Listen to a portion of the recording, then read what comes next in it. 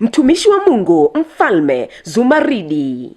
Karibu mpenzi mtazamaji wa Star TV katika mwendelezo wa vipindi kutoka kwa Mfalme Zumaridi, ambapo huwa tunakuletea ibada, shuhuda na matukio mbalimbali ambayo yanawakumba wanadamu. Lakini siku ya leo kipo kitu cha tofauti sana ambacho tumekuletea. Dunia inasumbuka, vijana wanahangaika, watu mbalimbali wanakumbana na matukio mbalimbali ambayo yanawasumbua, yanawaletea matatizo mbalimbali katika maisha yao na hawajawahi kupata suluhisho. Hiki tunachoenda kukuletea siku ya leo ni suluhisho la maisha yako. Pengine unahangaika, hujajua kwamba ukimbilie wapi, hujajua kwamba ni nani anaweza akafungua kile kilichokufunga. Fuatilia kipindi chetu, unaweza ukafunguliwa. Lakini hata kama si kwa tatizo hili, lipo lingine kabisa ambalo linafanana au hata halifanani. Lakini kwa hili nalo kuja kwa jinsi ambavyo limefunguliwa na jinsi ambavyo limetokea, kama limeweza kufunguliwa hili, basi hakuna ambalo ni tatizo kwako, kwa sababu ni sehemu ambayo shetani ameshika, ni sehemu ambayo shetani ameweka vitu vyake akiamini kabisa ni vya thamani na akifahamu kabisa kwamba hakuna mwanadamu yeyote au mtumishi wa Mungu yeyote anayeweza kufungua. Lakini fuatilia leo, sikiliza, tazama kile ambacho Mungu ameweka ndani ya Mfalme Zumaridi, cha thamani, chenye ujazo, chenye nguvu ya Mungu, kimeweza kutengua mitego ya shetani, kutengua maagano na makafara na kila jambo ambalo shetani amefanya ndani ya mwanadamu. Ungana nami mtangazaji wako Diana Didas. Studioni tunaye Mfalme Zumaridi mwenyewe ambaye Mungu anafanya kazi ndani yake, lakini yupo kijana ambaye hapo awali alikuwa akiitwa Franki, baada ya kuokolewa amepata jina jingine. Karibu sana, endelea kufuatilia. Namba zetu za simu kwa yule mwenye tatizo zitapita chini ya TV yako. Karibu sana. Mtazamaji wa Star TV, usikose kuangalia kipindi cha ibada iliyojaa shuhuda, maombezi, utabiri kutoka kwa Mfalme Zumaridi kupitia Star TV kila siku ya Jumapili kuanzia saa 12:30 jioni hadi saa 1 kamili usiku. Pia unakaribishwa kuhudhuria ibada siku ya Jumapili ili ushuhudie nguvu ya uponyaji. Kwa mawasiliano piga simu namba 0658543165, 0768292116, 0766500374, 0742036037 au 0788658966. Pia usikose kufuatilia chaneli yetu ya YouTube kupitia Zumaridi News TV. Haleluya, ndugu mtazamaji wa Star TV. Jina yangu naitwa Mfalme Zumaridi, mamlaka ya Bwana Mungu ndani yangu. Kwa siku ya leo, ndugu mtazamaji wa Star TV, nakuletea kipindi kizuri kabisa cha ushuhuda mkubwa. Kuna ushuhuda mkubwa sana ndugu mtazamaji wa Star TV. Kuna kitu kikubwa ambacho Mungu ndani ya Mfalme Zumaridi amemtendea kijana huyu ambaye yuko mbele yetu mahali hapa. Ametendewa na Mungu aliyekaa ndani ya Mfalme Zumaridi kupitia utabiri. Ina maana hiyo siri alikuwa na siri kubwa sana ndani ya roho yake, na siri hiyo aliyokuwa nayo hakuna mwanadamu yote ambaye alitambua. Ilikuwa ni siri kubwa ambayo kama ifunga ameificha. Ni kitendo ambacho alitaka kukifanya kikubwa cha kutaka kumtoa mama yake kafara. Umeona kwa habari ya mali. Lakini alivyokuja kwa Mfalme Zumaridi, mamlaka ya Bwana Mungu ndani ya mitume ambao wako nyuma yangu mahali hapa, Mungu wa Zumaridi aliweza kuichimbua ile siri iliyokuwa imefichika ndani yake. Hivyo sitakuwa na mengi ndugu mtazamaji wa Star TV, kwa sababu ndugu mwenyewe tunaye mahali hapa atatuelezea mwanzo mpaka mwisho wa kutaka pa kujiunga katika ule mtandao. Ataeleza tu vingi sana, na pia ni nani alimkomboa katika matatizo makubwa, kwa maana hayo ni matatizo, sio furaha. Ukijiunga mkono kushoto, hiyo ni shida, sio furaha. Kwa hiyo nitamkaribisha mtumishi wa Mungu ambaye ni Franki aeleze kinagaubaga kwa nini alitaka kujiunga katika mtandao wa Freemason na kitu gani kilimfanya asijiunge, na mpaka sasa hivi tuko naye mahali hapa, anaitwa mtumishi wa Mungu. Karibu mtumishi wa Mungu Franki, waeleze dunia, wajuze dunia. Basi nami namshukuru Mfalme Zumaridi kwa mara nyingine tena kufika tena mbele ya madhabahu yake. Kwa ndugu watazamaji wa Star TV, naweza nikawasalimu kwa salamu ya kwamba Bwana asifiwe, apewe sifa Bwana kwa majeshi. Basi mimi ni kijana, kwa jina langu kwanza naitwa Franki Haya. Ni kijana niliyekulia mazingira ya Kirumba, Mwanza. na ni kijana pia niliyesomea shule ya msingi Kirumba Primary Mwanza. Ni kijana mdogo sana mwenye umri wa miaka midogo, lakini mambo ambayo nataka kueleza ndugu watazamaji, mambo makubwa ambayo sitarajia kama mimi ningeweza. Basi kwa ndugu watazamaji, mimi kwanza maeneo nilikuwa naishi Kirumba Furahisha pale. Ukifika tu Furahisha pale, mimi nafahamika vizuri kwa jina la Frank Yahya. Wananifahamu vizuri sana. Basi ndugu mtazamaji, naweza nikasema kwamba habari hii au naweza nikasema kwamba yani ushuhuda huu utoao na utoa kwa dunia nzima, kwa vijana wenzangu, mama, kina dada, binadamu aina yoyote yule. Ushuhuda huu na hakika utamgusa, maana ni ushuhuda wa kusisimua, ni ushuhuda wa hatari. Mimi ninakumbuka kuna kazi nilikuwa nikifanya maeneo ya nyumbani hapo Kirumba. Ni kazi nilikuwa nikihusika na kazi ya kufanya biashara ya kuuza ndizi. Basi lakini baada ya kufanya biashara hiyo ya kuuza ndizi, nimefanya biashara hiyo ni muda kidogo nimefanya biashara hiyo, lakini biashara hiyo nilikuwa nikiifanya wakati huo na mama yangu pia mzazi, na yeye alikuwa akihusika kufanya biashara hiyo. Mama yangu ambaye ni Mama Frank, hapana, na yeye pia alikuwa akihusika kufanya biashara hiyo wakati huo. Mimi bado naendelea na shule. Mimi nilikuwa niko darasa la 3, yaani sababu nilikuwa narudia sana, nilikuwa sina akili shule, nilikuwa narudia kila mchapo leo narudia. Hivyo nilikuwa darasa la 3, nilikuwa na umri mkubwa tu. Lakini baada ya kuwa natoka shule, mimi nilikuwa nasaidizana na mama yangu kufanya biashara pale. Nasaidizana kufanya biashara za kuuza ndizi pale Kirumba. Lakini baada ya mama yangu mzazi akapatwa na hali ya matatizo ndani ya mwili wake, akapata magonjwa, maradhi mbalimbali, maradhi makubwa. Lakini baada ya mimi kana natoka shule na kuja pale nafanya biashara na mama yangu. Tunafanya biashara pamoja. Mimi kutoka shule, mama yangu ananiacha pale, anaelekea nyumbani kupumzika kwa ajili ya kwenda kutuliza mwili wake. Sababu alikuwa anauma, kumenya ndizi hawezi, kwani kuwakaribisha wateja hivyo hawezi. Kwa basi mimi ndo nikaa kama vile mimi ndo msaidizi wake pale, na japokuwa na kaka zangu wengine wakubwa wapo na wanaonizidi umri wapo na ninaofuata mimi wapo, lakini wenyewe walikuwa hawana muda naye. Lakini mimi ndo nilikuwa nikitoka shule nafika pale nafanya biashara na mama yangu pamoja. Basi baada ya siku zilizozidi kuzidi, mama yangu alizidi kukua sana. Lakini basi na mimi niliona maana nilikuwa nafanya biashara, nilikuwa na uzoefu wa kushika pesa bado nikiwa na umri mdogo. Lakini baada ya kushika zile pesa, kumbe zile pesa bado nilitaka matamanio. Yaani kwa natamani pesa kwa bado mdogo, yaani nilishika pesa bado mdogo. Lakini sasa baada ya mama yangu akaanza kukaa nyumbani yeye kama yeye, akaniachia ile biashara yake ya kuuza ndizi. Basi mimi nikaanza kuuza ndizi, nashika pesa, nashika hela nyingi, nashika 30, 50 hela nyingi. Mama yangu hapo hayupo. Basi mimi nikaona masuala ya shule, yaani masuala ya shule sio ya maana. Maana tayari mama yangu anaumwa, msaada ndio yaani msaada kama vile ndio mimi hapo, sababu mzangu walikuwa wamjali. Kila mtu akiamka asubuhi kwenye biashara zake, yaani amjali wala hata hilo nani. Nikaona basi mimi niache mambo ya shule niendelee kufanya biashara ya kuuza ndizi. Basi nilifanya biashara ya kuuza ndizi muda mrefu sana. Nilifanya biashara, nikawa nafanya biashara, naenda kwa mama yangu nampelekea pesa ambayo nimefanyia biashara, na mama yangu ananipangia hela kwenda kununulia bidhaa hiyo, naenda kununua tena ndizi, mzigo mwingine nimeweka tena pale, nauza tena hivyo. Wakati huo mama yangu akawa anaendelea sasa kupata matatizo, hapati unafuu aina yoyote, hapati wafadhali aina yoyote. Lakini mimi kana nipa moyo, kwa sababu kwa nikipata 2000 3000 nampelekea. Muda mwingine mpaka hata napika pale sokoni, nampelekea nyumbani chakula, sababu alikuwa hamna mtu wa kumpikia. Mdogo wangu mimi niliye naye ni mdogo sana, hata miaka 10 kwa bado hajafikisha. Sasa nilikuwa ni mdogo sana, lakini nilipokuwa nikipelekea mama yangu alikuwa anasikitisha sana, kwa sababu ilikuwa ilifikia mpaka muda sasa akawa anaamka kitandani anachuchumaa pale, yani hawezi atembea. Sasa anakaa pale amekaa ametulia. Mimi sasa nilikuwa napata machungu, najiuliza mimi nitafanya nini, mama yangu hivyo ni kwa nini? Lakini sasa baada ya hapo mimi kama mimi sasa kujitegemea kwenye biashara. Sasa nilikuwa sasa nijitegemee mimi kama mimi, maana kuuza ndizi nilikuwa nimeshajua, kumenya nilikuwa nimeshajua kila kitu. Nilikuwa sasa mimi mwenyewe nijitegemee kama mimi sasa kuuza ndizi.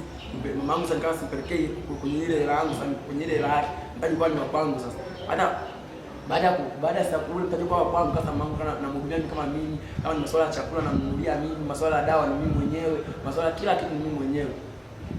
Lakini sasa baada ya siku zilizozidi kwenda nikazidi sasa kuwa pale. Lakini sasa baada ya kuwa pale katika biashara zangu, wakati huo na mimi nilikuwa sasa ni mtu ambaye tayari nimeshapenda pesa, kutokana na mambo niliacha biashara nikiwa bado na umri mdogo sana, kwa nimeshapenda pesa, ni kushika pesa kwa naona kama vile kwa naona kama vile kitu gani, kwa maana napata amani sana, napata furaha. Lakini kumbe sikujua kumbe baada ya kutamani zile pesa kuna kitu kibaya mbele yangu kitakuja kutokea. Sasa sikujua kama itakuja kutokea kitu kama hivi. Baada ya hapo sasa akapita wale wanaosambazaga vipeperushi hao. Wanasambazaga vipeperushi vya maana karibu jiunge sehemu fulani. Basi na mimi sikuchezea hiyo bahati, nikaona sasa nichukue kipeperushi, maana mimi nilikuwa nahitaji sasa. Nilikuwa nahitaji kufanyaje? Nilikuwa nahitaji vitu kama hivyo, maana kile kipeperushi kwa imeandikwa namba za simu za Freemason, zilikuwa zimeandikwa namba za mitandao yani nyingi nje kipeperushi. Lakini sasa baada ya hapo mimi kipeperushi kupita hicho, na mimi wakati huo nilikuwa nahusika na biashara ya kuuza ndizi, nilikuwa nahusika pia na biashara ya kudance kwenye majukwaa mbalimbali, majukwaa hapa sababu nilianzia bado nilikuwa na umri mdogo. Nilianzia hapa maeneo ya Furahisha pale uwanjani hapo matamasha yanapotokea pale. Ndio nilipoanzia hapo kwa kuja wasanii wadogo, maana nilikuwa sina uwezo wa kuingia kwenye matamasha makubwa haya. Basi baada ya hapo mimi basi nikachukua kile kipeperushi. Baada ya kuchukua kipeperushi basi nikachukua zile namba zangu, maana zilikuwa namba za mitandao mbalimbali. Lakini baada ya kuchukua saule mtandao napiga ipatikane, nikapiga ipatikane. Mwisho wa siku sasa nikaona sasa niandike message, na message hiyo basi ilichukua muda kama siku mbili, nikaja kurudisha ripoti. Baada ya kurudisha ripoti kama imefika sasa kule, ndio wakanipigia sasa. Baada ya kunipigia sasa wakaanza kuniambia kwa upande wao, kijana, tumepata ujumbe wako. Nikasema ndio, mimi niko Mwanza, niko sehemu fulani na nimepitishwa kipeperushi. Akasema basi haina shida, tunakushukuru kufanyia kazi. Nikasema basi sawa. Akasema nitawapataje mimi kama mimi? Wakasema kwamba kutupata kwetu sio kwamba tuko Mwanza, hapana. Sisi tuko sehemu nyingine tofauti na Mwanza. Nikasema wapi? Kwa Dar es Salaam. Lakini kama uwezekano huko kutufuata, unaweza ukaja tukaongea zaidi. Basi nikasema basi sawa, sababu wakati wote tayari mimi nilikuwa sina pesa nilikuwa nikipata nilishapa kwenye matibabu ya mama yangu. Basi mwisho wa siku basi nikaanza basi kutafuta ile hela sasa, ile hela ya kwenda sasa kujiunga hadi na ule kuelekea Dar es Salaam sasa kule. Nikaanza kufanya biashara mbalimbali, nikaanza natunza, nikipata fedha kidogo natunza, nyingine namwachia mama yangu kwa ajili ya matibabu, basi nyingine natunza, yani hivyo. Mwisho wa siku basi nikaangalia nikaona basi na nauli basi kidogo nimeshafanikisha nauli nyingi ya kunifikisha Dar es Salaam na kunirudisha. Basi nikaona basi mdau basi nikaanza basi kuendelea, nikasema mambo pale na hali mbaya, japokuwa nikaanza kumwaga mama, mimi naelekea Dar es Salaam. Akasema nenda kufanyaje? Akasema naelekea kwa kakaangu nikamsalimie, maana ni miaka mingi sijamuona kaka. Akasema sasa unaniachaje na hii hali? Nikasema tu mama, Mungu atakusaidia tu, ngoja tu niende nikafuatilie kuna swala hili. Nikalifuatilia la kufanyaje? Akasema kuna swala ndio na kakaangu, swala kubwa la maana. Mama kanaambiaje? Akasema mwanangu, bila ungesubiri kwanza, mimi hali ndio nayo sio nzuri. Basi mimi nikamsikiza mamangu, nikakaa kama wiki tena nyumbani. Sasa nikakaa kama wiki, nikaona Sauli afadhali kidogo, kaanza kupata hata chooni anaweza akaenda bila kumshika mkono, akarudi tena nyumbani kwenye chumba chake, akarudi tena. Yaani nikaona sasa mamangu tena na afadhali. Basi nikamwaga mamangu vizuri tu, nikaanza mama, basi mimi sasa nikaondoka, nikarejea Dar es Salaam. Akasema basi sawa, kama kuna kiasi cha pesa kidogo unacho mwanangu, jaribu kuniachia. Basi nikasema basi mama, basi haina shida, kwa sababu kuna mtaji niliokuwa nao. Nikashika ule mtaji niliokuwa nao, nikagawanyisha nusu kwa nusu, nikampa mama yangu. Nyingine ndio baki nikafanya matumizi yangu ya kwenda Dar es Salaam, ili nipate na nauli ya kunirudisha. Mama yangu nakumbuka ile mtaji shilingi 35,000 tu, kwa hiyo nilimwachia na mtaji kwa shilingi 75,000. Hiyo baki nikawa nayo mimi kama mimi sasa mimi kwa upande wangu. Basi mamangu nikamwaga, lakini nilimwaga mamangu kana machungu makubwa sana, maana nilimwacha akiwa anaumwa. Mamangu anaumwa, lakini hali yake ndio mwacha nayo kwa ni awe, lakini yani ile wangu ilikuwa inaniuma sasa. Basi moja kwa moja wakisha Mungu kwa Star TV mimi nikaondoka, nikaelekea Dar es Salaam, nikaelekea.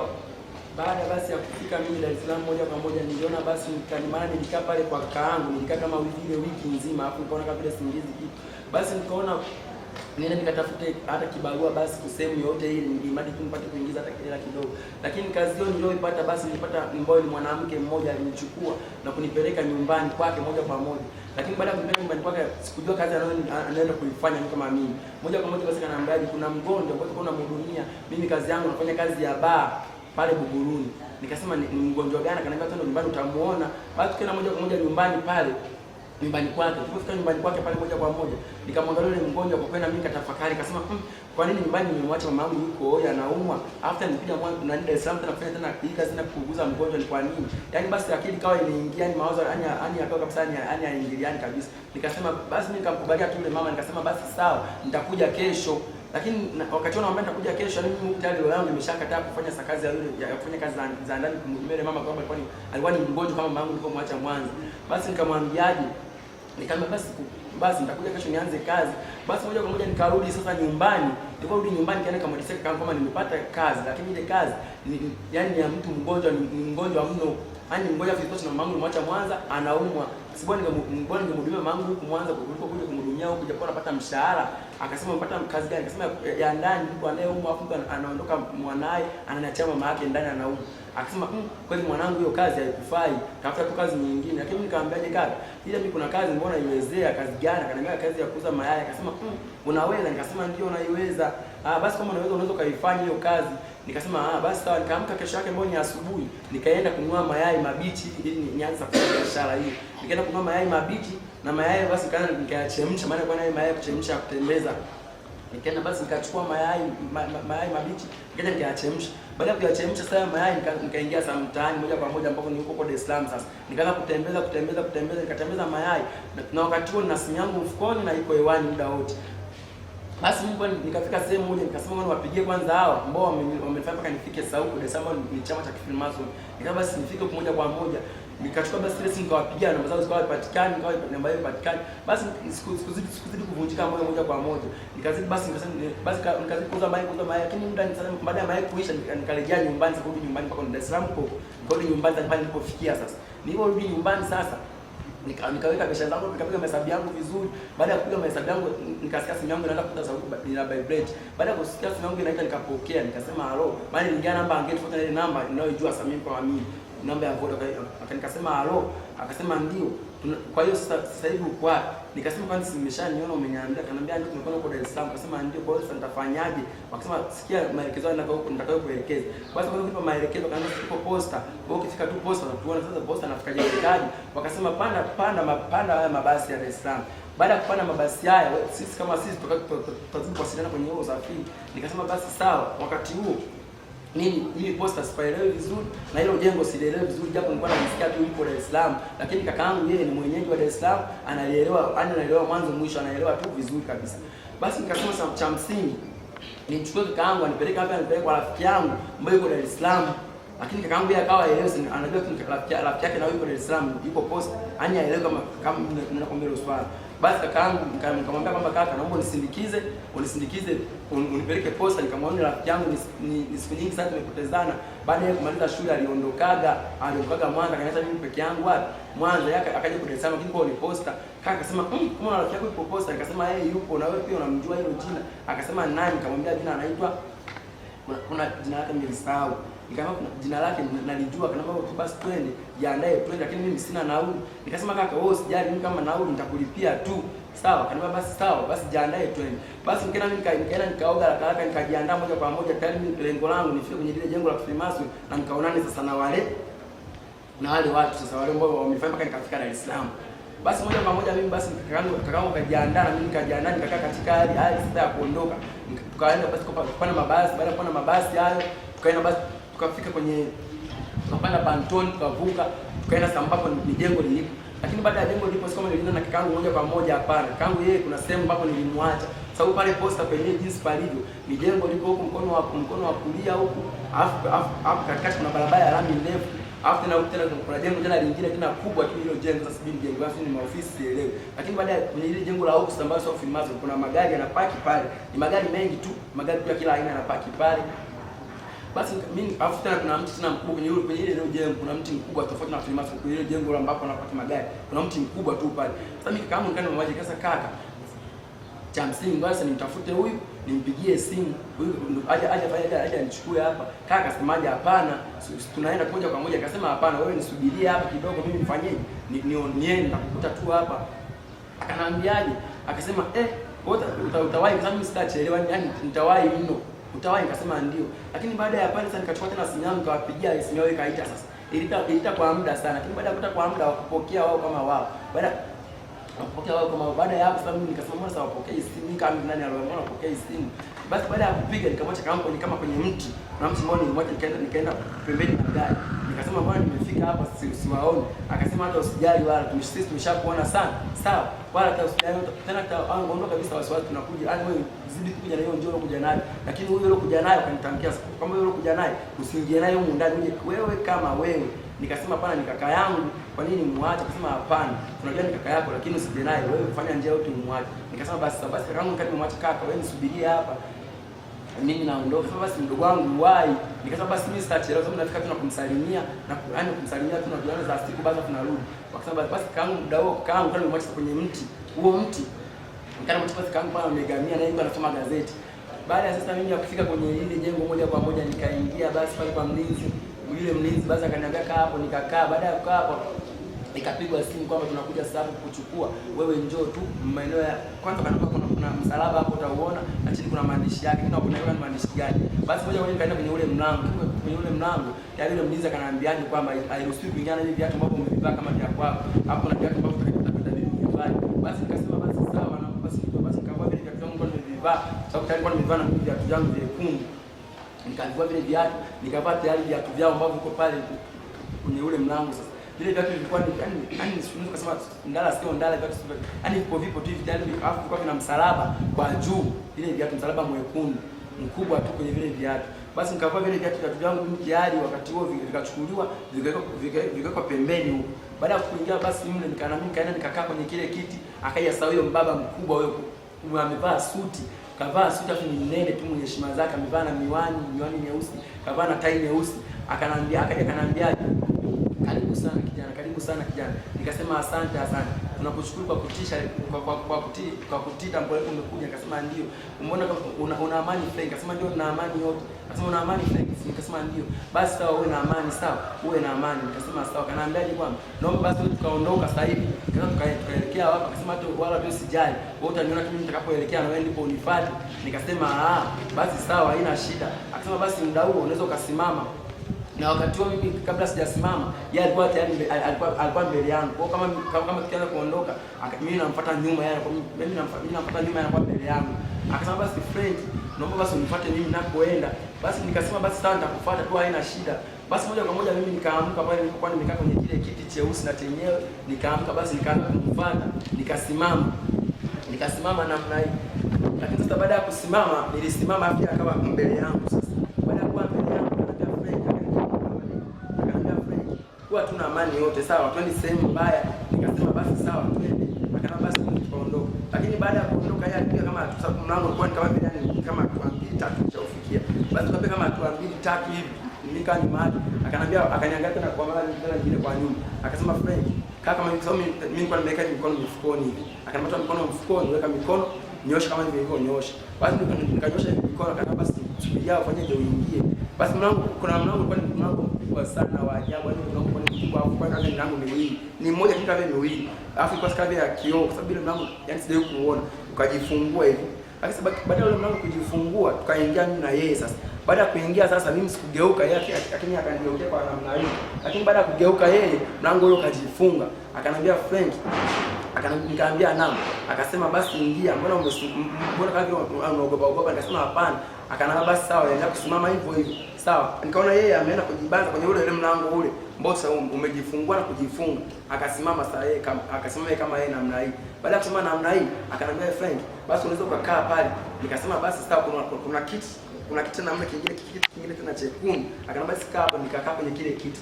Lakini sasa baada ya kukaa yeye wakati huo akawa amechuchumaa, akaniambia Frank, nikasema naam.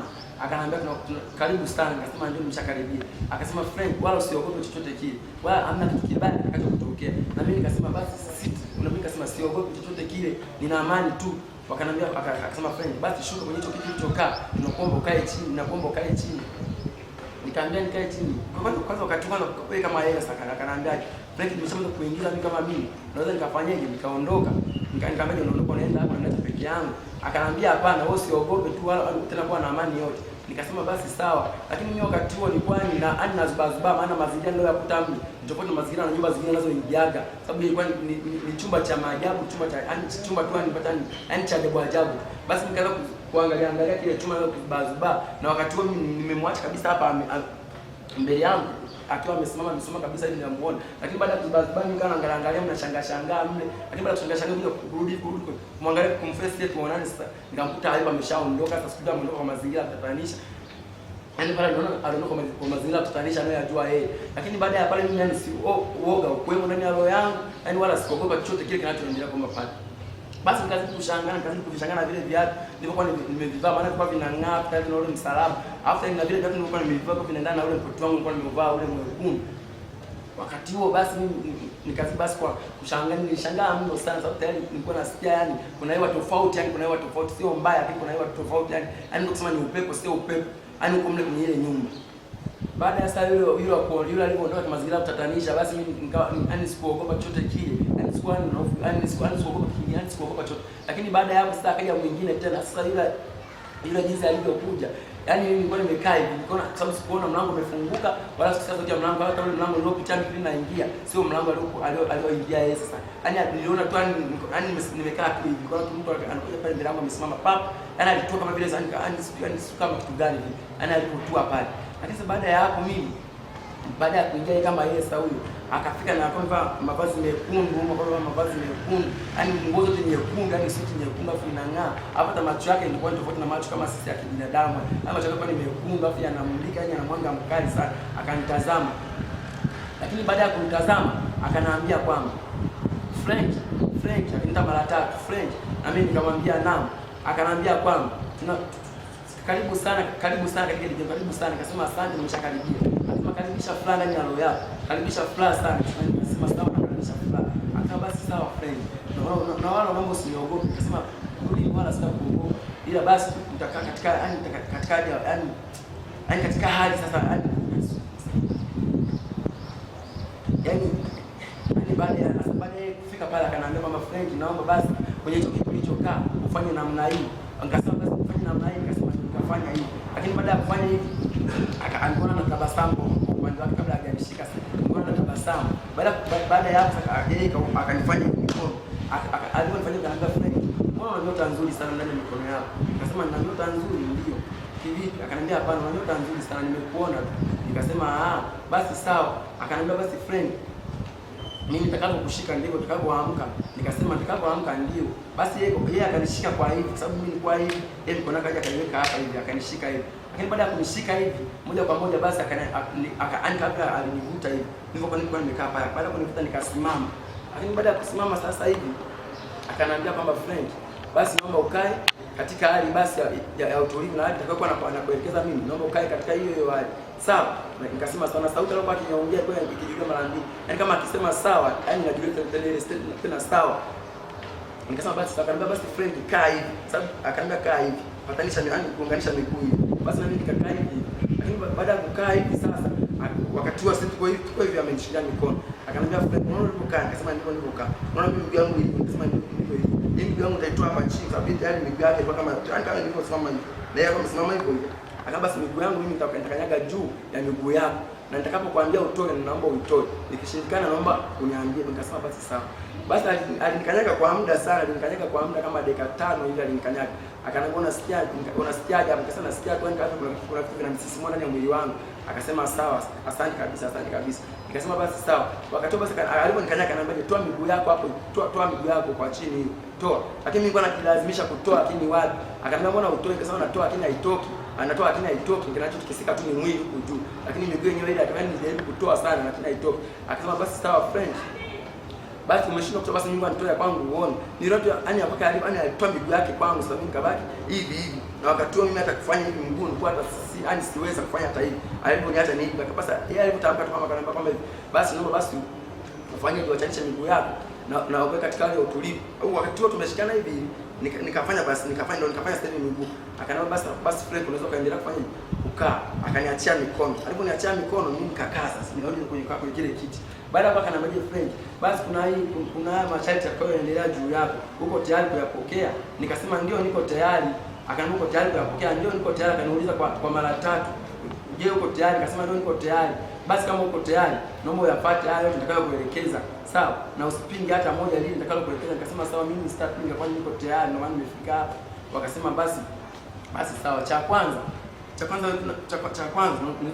unaweza ukakaa hapa chini. Basi moja kwa moja sikupinga kwa sababu yani sikupinga moja kwa moja na mimi basi nilifuata tamko lako maana tayari kama mshaniambia kwamba naomba ufuate tamko nitakalo kwa anasema mimi kama mimi. Basi na mimi nikalipata ile tampo lake, akaniambia basi kaa chini. Tayari hapo chini kulikuwa kuna tiles nzuri, kuna tiles yani nzuri, afu zile tiles zilikuwa ni nyekundu hapa chini. Sasa kwa chini hapo niambia nikae, nikakaa. Basi nilipokaa mimi kwa style jinsi nilipokaa mimi nilikaa tu kama nilivyozoea kwa hata nyumbani nikiwa hata wapi, nikakaa tu hivi kama mimi sasa. Lakini nilipokaa hivi akaniambia hapana, huwezi kukaa hivyo. Sababu hata mashati atakuwa anakuambia na mashati yangu atakuwa anakuambia mimi kama mimi hawezi kuendana na hiyo style. Nikasema mfano mashati gani? Akasema wewe kaa tu. Basi na mimi basi akaniambia kaa hivi. Basi akaniambia wakati mimi ananiambia nikaa hivi, yeye alikuwa amekaa hivi sasa. Akaniambia basi kaa hivi. Basi nikamwambia basi utaweza, akaniambia utaweza. Basi kama utaweza basi naomba kama mimi nilivyokaa nikakaa kama yalivyokaa hivi.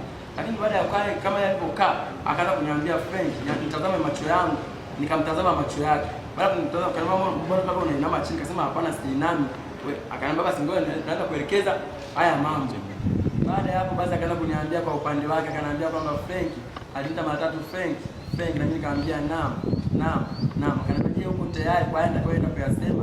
Mimi nikasema ndio niko tayari, kwani ndio maana nimefika hapa. Kwa basi ndani ya roho yangu nimeshalizia kabisa kufanya kitu ambacho tayari utakacho kusema wewe. Akasema basi sawa Frank.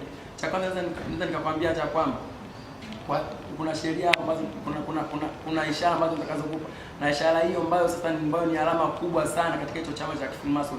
Alama ya V ni alama kubwa sana, na hiyo alama yani iko kila sehemu na kila vazi ipo tu hiyo alama. Basi akaanza kuniambia basi Frank, ndio basi waende kufanya kama hiyo ishara uliokaa. Yaani ni ishara yangu, ni ishara ya hapo katika hili jengo letu. Na hiyo ishara sio hiyo tu moja, kwani kuna ishara nyingi. Lakini wewe pale endapo utakapozitaka ishara hizo tutakupa. Kutokana na wewe jinsi unavyohitaji mafanikio yako. Yaani unavyohitaji mafanikio sasa. Basi nikasema basi sawa. Basi waliponiambia hii ishara, wakasema basi tunakuomba mara moja hapo ulipo ufanye na hivi. Ishara ya kwanza yenyewe walioniambia, ishara yenyewe ya kwanza ni hii hapa. Ishara hii mboni ni ishara ya V. Na ishara nyingine hii hapa. Na hii pia ni ishara ya V. Lakini kuna ishara nyingine tena hii hapa. Na hii tena ni ishara ya V.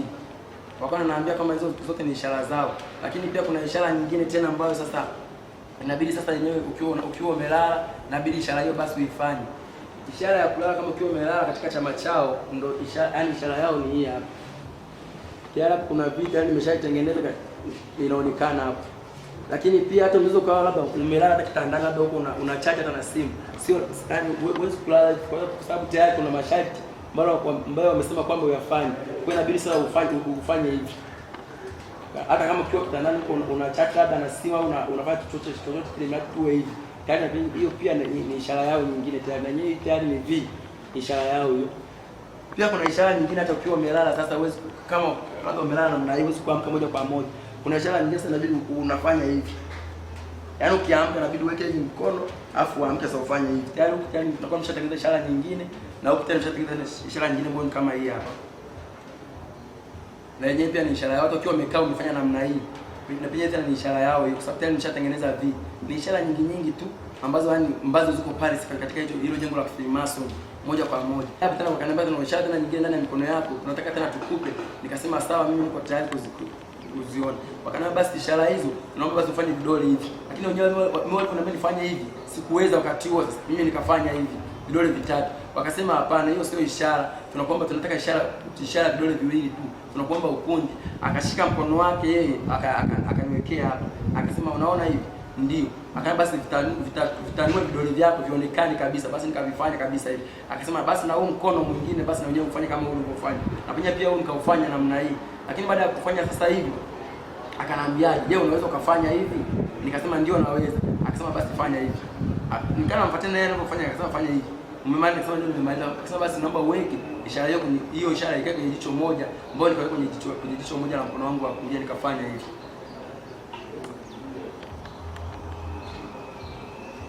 Baada ya hapo sasa wenyewe wakaniambia kwamba Frank, basi kuna ishara nyingine tutakayokupa ambayo ni ya fuvu la kichwa, unaijua? Nikasema hapana, sijui, labda unionyeshe. Akasema basi weka vidole vyako ndani, vidole vyako ambavyo ni hivi hapa, weka kwenye masikio. Basi nikawa nimeweka vidole hivi afu nimeshika tu, sababu mimi sikujua ninachokifanya. Akaniambia basi fanya hivi. Basi akaniambia nyosha mikono yako. Baada ya kunyosha mikono yangu akaniambia naomba ulaze vidole vyako hivi vya katikati vyote, vilaze. Basi nikavilaza vidole hivi, nikafanya namna hii. Lakini baada ya kufanya sana namna hii akaniambia umeona hapo? Nikasema ndio nimeona. tayari na hiyo pia ni ishara yetu.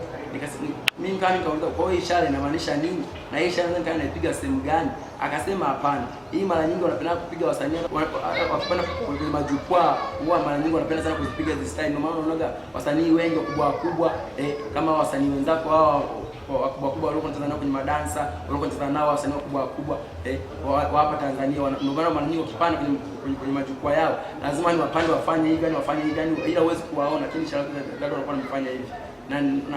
Na jana ni lazima, sio kama ni lazima wafanye hivi. So kwa hiyo nikasema mimi kwa wakifanya hivi kuna nini kinachofuatia? Wakasema ndio maana unamuonaga huyo msanii kiongozi wao mkubwa mara nyingi akipandaga lazima hata akishika ile mic lazima akishika anasonta hivi. Ndio maana kama ndio maana unaonaga hata mashow mengi yakiendaga lazima tu kitokee kitu kibaya, kitokee kitu kibaya, kama ni mtu kufa, kama ni mtu, kwani ndio maana mara nyingi unaonaga huwa anafanya hivi. Mara nyingi hata kishika mic lazima ashike hivi. Basi hata na wewe basi hiyo ishara tunayokupa ndio ishara hivyo hivyo. Basi baada ya hapo nikamuuliza kwa kusonta hivi inakuwa inamaanisha nini? Akasema kusonta hivi basi kuna maanisha kwamba ukiwa umeshika kitu hivi unakuwa unasonta. Ndio maana nikakwambia unasonta ni watu ambao wako mbele yako. Kwa hiyo kumsonta yule nafsi yake tayari inakuwa inakuja huko. Nikasema kumbe. Akasema ndio hivyo. Ndio maana tunaona watu wengi wakiwa kwenye majukwaa ya muziki haya, mtu kashika hivi mic. Kwa hiyo kushika kwa sababu anakuwa amewaface hivi uso. Kwa hiyo ndio maana watu wengi wanakuwa wanaumia, wanapata wanakufa wengine na nafsi zao tayari kwa zimeshazichukua huko. Nikasema basi wakati kuniambia basi kwamba kuna ishara nyingine tena ndani ya kinywa chako na bidhaa natukuonyesha. Nikasema basi sawa, nionyesha. Wakaniambia ishara kutoka ulimi juu, ambayo ni ishara hiyo ni hapa.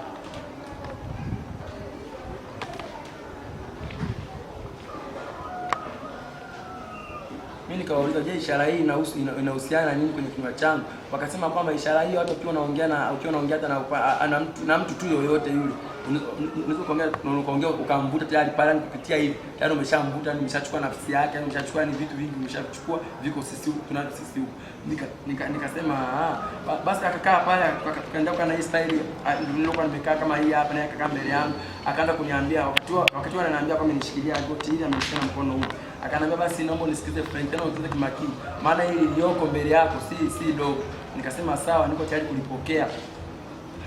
Basi ndugu watazamaji, basi ni kwamba akaanza kuniambia kwamba basi naomba ukae katika hali ya utayari kulipokea hili swala na kuyapokea yote yanayokuja, maana ni mazito. Nikasema basi sawa. Basi mimi nikaanza kumsikiza, akaniambia, je, uko tayari kupata taslimu ya pesa milioni 2? Nikasema hiyo haina shida, nitaipata tu, maana wakati huo mimi nilikuwa najua tayari na kiwanja changu kiko Mwanza, sehemu Kirumba huko, nikajua kwamba hichi kiwanja ninacho, tena nikiuze na nitafikia tu. Baada ya hapo basi mimi moja kwa moja basi nikaanza kumsikiza anachokuwa akisema. Akaniambia kwamba uko tayari kupata hiyo taslimu ya fedha milioni 2. Mimi nikamwambia ndio, niko tayari. Akasema uko tayari? Ndio, uko tayari? Ndio, anauza mara 3. Nikamwambia ndio, niko tayari. Akasema basi sawa, hilo tayari umeshalisaini. Haya basi, je, uko tayari kumtoa mama yako mzazi? Nikashtuka kwanza, nikasema mama yangu mzazi? Akasema ndio. Unashtuka nini? Nikasema hapana. Je, uko tayari?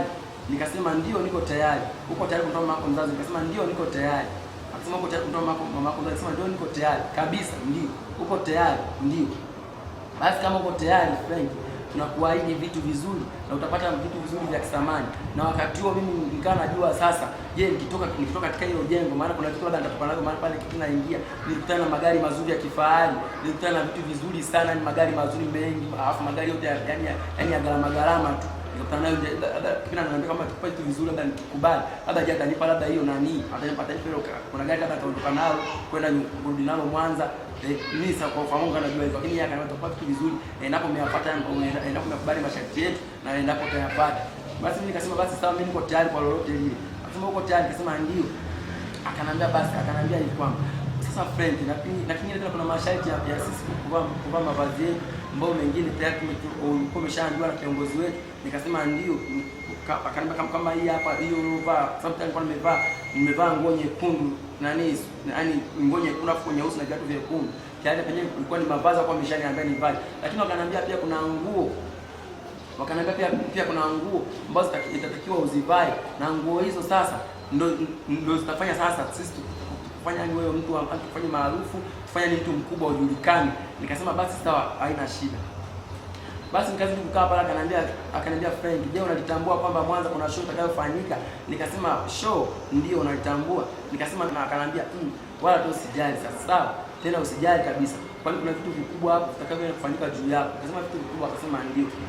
Akasema Frank, wewe una vitu vikubwa sana na una nyota inang'aa sana. Ni kwa nini ulikuwa umekaa muda mrefu?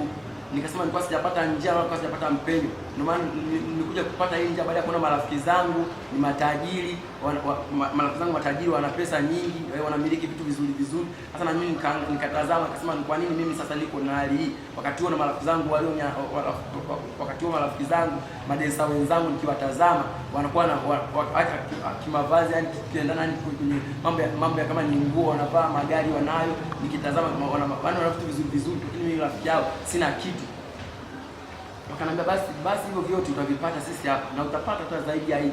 Maana unaweza ukafanya yani ukayashinda masharti, yani ukavuka kufanya masharti makubwa kwa sisi kuliko wale waliofanya yale. Nikasema basi sawa, haina shida. Baada ya hapo basi nikaendelea, basi akaniambia basi kwa basi umetisha masharti yetu sisi kama sisi tunakufurahia sana na tutazidi kupenda. Baada ya hapo basi, baada ya kuendelea kunipa hizo ishara zake, basi akazidi kuniambia kwamba basi kuna ishara ambayo kwa kale kumshaniambia kwamba kuna ishara yetu sisi, ukienda kulala kuna ishara itakuja kwa ndani ya kichwa chako.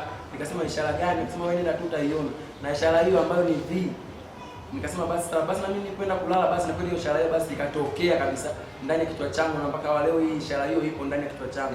Basi baada ya hapo sasa, yani ishara ipo mpaka leo. Sasa hivi ishara haitoki mpaka leo, ipo kabisa hiyo ishara. Basi baada ya hapo akaniambia kwamba Frank, unaweza ukasimama, lakini kabla ya kusimama mimi hapo niliona mbele yangu kutoka kuna kioo kikubwa, kama vile ni kioo cheusi kikubwa afu kina mwanga tu mweusi wa kawaida.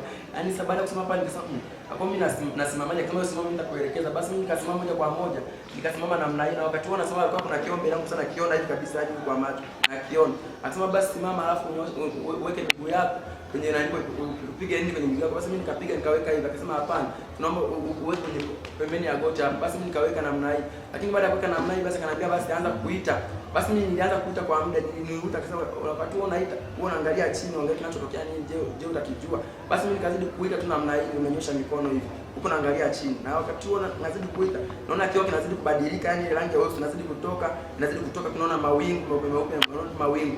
Lakini sasa baada ya hapo nikaona sasa mawingu yanazidi kuwa mawingu, lakini baada ifika uwanja, yani uwanja tu, kuna huo uwanja ambapo sasa mamangu amepanga chumba ambapo mamangu anapoishi. Sasa nikaona uwanja ni mkubwa, lakini baada ya kuona uwanja mkubwa nikaona mlango wa mamangu ambapo sana anapoishi sasa kwenye kile chumba, nikaona kuna pazia, nikaona kabisa na kila kitu. Lakini baada hapo nikamwona sasa mamangu ametoka nje, ameshikilia ndoo ya maji kwenda kuoga hapa, afu mwi hajifunga na nini na taulo, afu na kitenge chiko anaelekea kuoga. Kana mama wako akiwa Mwanza hapo mimi niko kule Dar es Salaam.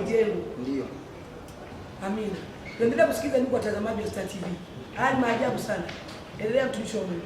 Asante. Basi wakati huo mimi basi nazidi kumuita, basi nikaona mamangu anatoka nje, kanambia wewe unamjua? Nikasema ndio namjua, tena sio huyo tu, kwani hata yule pale anifakia uwanja namjua, ambaye ni mwenye nyumba wa mama yangu. Akasema huyo na wewe pia unamjua? Akasema ndio namjua. Akasema basi sawa, mama yako umeona? Sasa mamangu umemuona? Basi sawa, unaweza kaendelea kumuita. Nikasema basi mimi kaendelea kumuita. Wakati huo namuona mamangu akielekea bafuni kwenda kuoga, ameshikilia ndoo ya maji, nazidi tu kwenda kumuita, nazidi tu kumuita na namuona. Basi baadaye akaniambiaje, basi sawa, ukashusha mguu, nikashusha mguu. Baada ya kushusha basi mguu, nikashusha mikono yangu. Akasema basi endelea kukaa. Basi nikakaa, akaniambia kwamba umemuona sasa mama yako? Nikasema ndio, nimemuona tu vizuri. Akasema huyo ni mama yako? Ndio. Basi tayari kwa wakati huu na muda kama huu yuko hapa mahali hapa? Nikasema yuko hapa. Akasema ndio yupo. Nikasema yupo. Akasema yupo. Sasa tayari hapa, tayari yupo. Nikasema wewe mwenyewe au nafsi yake imeenda pale? Hapana, waliniambia kama nafsi yake ndio iko pale, ni kimwili bila nafsi yake iko pale. Kwa pale ulichukua nafsi ukaiweka pale. Nafsi ukaiweka pale kwao. Sasa akabaki kwa Mwanza. Akabaki Mwanza kabisa. Mzima kabisa. Nafsi ndio ukachukua ukaiweka kwenye jengo. Ndio nafsi kwenye jengo pale. Wao walimtanguliza. Kama hivi. Basi wakaniambia kwamba sasa Frank, kwa kuwa mama tayari tumeshachukua nafsi yake yuko hapa, basi cha msingi na tutafute thamani ya shilingi ngapi? Ya milioni 2. Sawa, hii mama yako ili mama yako ndio mtoe, yani amtoe kwa upesi. Nikasema basi hiyo milioni 2 basi nitaipata, haina shida. Basi wakati wakaniambia basi inabidi basi kujiandaa, tupe maandalizi ya kwenda katika jengo hilo wewe kwenda katika nani, yani show hizo ambazo inabidi sawa wewe, kwa sababu kuna show Mwanza hapo. Nikasema basi sawa, nitaenda. Akaniambia kabla ya kwenda kuna mavazi atakayobidi tukamkie kwa mwenyewe kanunue na uyavae, na kuna vitu tutakavyo kuvika sisi kama sisi. Nikasema basi sawa. Basi wakati ule basi nikaona kwanza ananishika mikono yangu, sasa kujua ananiwekea, maana nilifanya mikono yangu miwili, akanishika na yeye akanipa mikono yake akanifanyia hivi. Basi baada ya hapo basi akaniambia basi friend, mavazi ya kuvaa sisi ni mavazi meupe, inabidi uvae mavazi meupe juu na chini nyeupe na viatu vyeupe, na kwani wenzako tayari wanajua kama wewe tayari leo ukutana nao. Nikasema wanajua, kila nilikuwa nikiwapigia simu zangu hawapokei, wanasema hapana, wanajua vizuri mno na tayari hapo wanakusubiria. Kwani wenzao kama kina nani, muelezeni mtazamaji wenzao kina nani? Wenzangu waimba muziki hao ambao nilikuwa nacheza nao, sama dansa wa msanii mkubwa sana wa madansa wenzangu ambao hata wenyewe tunatazama leo wananiona kabisa kwamba hiki kitu ni kweli na ni sahihi. Wapo kabisa madansa wakubwa tu wa msanii wa hapa Tanzania, Dar es Salaam. wa Dar es Salaam hao. Karibu ndugu mtazamaji wa Star TV katika mwendelezo wa kipindi ambacho tunakifuatilia cha mtumishi wa Mungu ambaye ni Frenki, aliyekuwa amejiunga katika mtandao wa Freemason, lakini alikuwa hajajiunga rasmi. Nadhani hapo ameelezea kwamba aliagizwa atafute shilingi milioni 2 ndipo atakapoenda kujiunga rasmi, kwa sababu nyota yake waliona inafaa. Ndugu mtazamaji wa Star TV, wiki ijayo ataendelea pia kutoa simulizi lake, atasimulia majanga makubwa ambayo yamemkuta. Hapo amesimulia, ametoa ishara tu, hajaongea mazito na magumu ambayo hata utamshangaa na pia utastaajabu atakapoanza kuongea mambo haya. Fuatilia Jumapili saa 12:30 mpaka saa 1:15.